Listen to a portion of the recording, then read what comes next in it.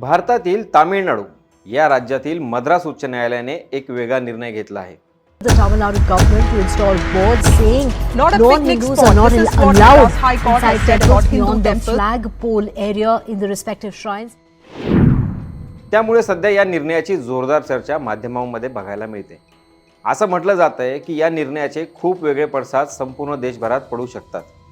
चला तर मग बघूयात असा कुठला निर्णय आहे जो तामिळनाडूत घेतला गेला आहे, ज्यामुळे चर्चेला एवढं उधाण आलेलं आहे.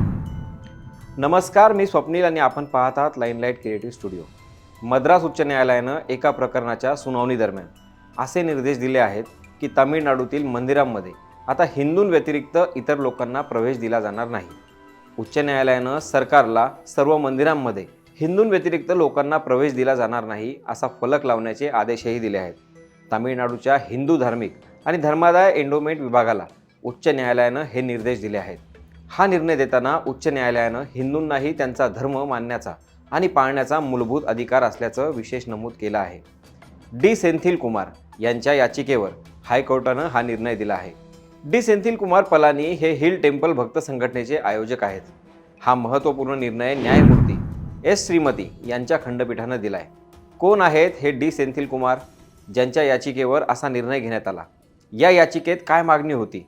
तर तामिळनाडूच्या दिंडीगुल जिल्ह्यातील पलानी येथील रहिवासी डी सेंथिल कुमार यांनी ही याचिका दाखल केली होती. आपल्या याचिकेत त्यांनी उच्च न्यायालयात मंदिरांमध्ये बिगर हिंदूंना प्रवेश रोखणारा फलक लावण्याच्या सूचना देण्याची मागणी केली होती. धनायुधापानी स्वामी मंदिरात यापूर्वी असे फलक लावण्यात आले होते, मात्र नूतनीकरणामुळे ते काढून टाकण्यात आल्याचं त्यांनी आपल्या याचिकेत नमूद केलं आहे. यावरून उदाहरण देताना सेंथिल कुमार म्हणाले की बुरखा घातलेल्या अनेक महिला पलानी मंदिराच्या आवारात फोटो काढत होत्या.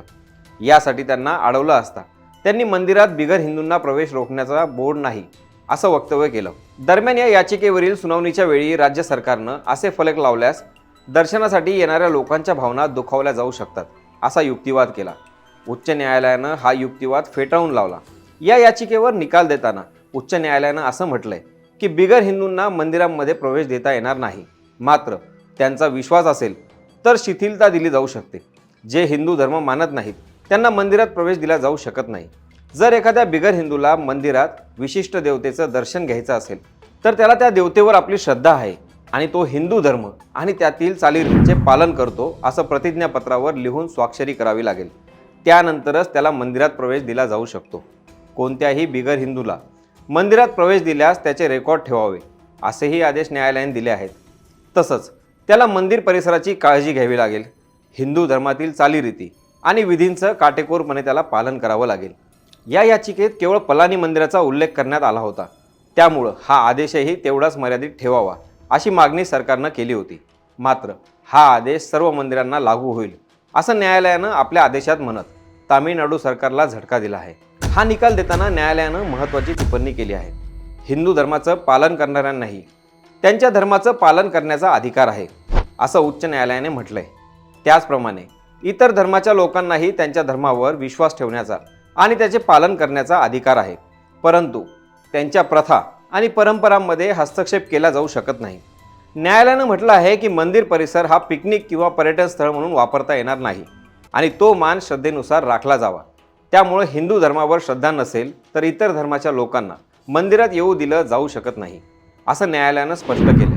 आता अजून एक प्रश्न पडतो की न्यायालयानं असा निर्णय का दिला असावा? तर हा निर्णय देताना उच्च न्यायालयानं बिगर हिंदूंच्या मंदिरांमध्ये प्रवेश करण्याच्या काही घटनांचाही उल्लेख केला आहे.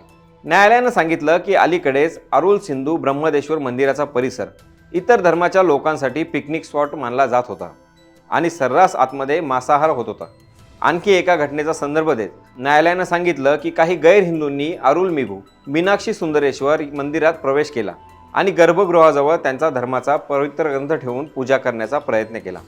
अशा घटनांमुळे हिंदूंना संविधानात दिलेल्या मूलभूत अधिकारांमध्ये हस्तक्षेप होतो असंही न्यायालयानं म्हटलंय.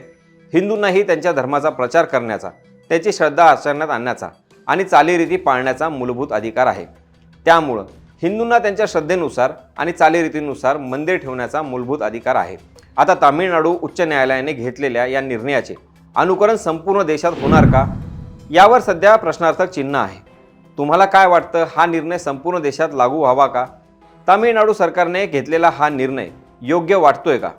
यावर कमेंट बॉक्समध्ये आपले मत नोंदवायला विसरू नका आणि अशाच माहितीपूर्ण व्हिडिओसाठी लाईनलाईट क्रिएटिव्ह स्टुडिओच्या यूट्यूब चॅनलला सबस्क्राईब करायला विसरू नका. पुन्हा भेटूयात नव्या माहितीसह. तोपर्यंत आपण पाहत राहा लाईनलाईट क्रिएटिव्ह स्टुडिओ.